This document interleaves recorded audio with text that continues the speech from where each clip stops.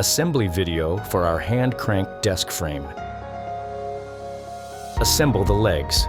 Loosen the 4 bolts in the center of the crossbar by using the hex wrench and expand the crossbar to the width that is needed for your desktop. Tighten the center bolts back down once the right width is achieved.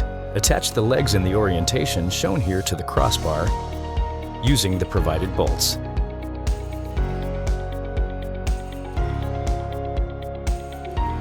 Then attach the feet to the ends of the legs. Attach the desktop brackets to the sides of the legs. Install the transmission rod. Loosen the coupling nuts on each end of the transmission rod so that the rod can be expanded to match the width of the frame.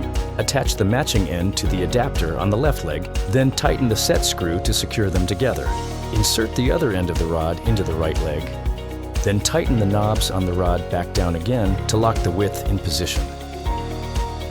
Remove the bolt and clip from the end of the handle rod. Insert the handle into the port on the right leg, then reinstall the bolt and clip to the end of the rod.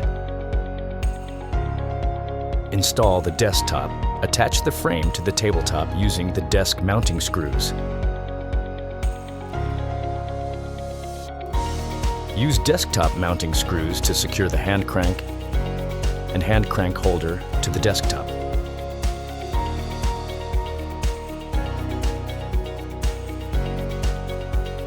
Flip the desk over and the installation is complete.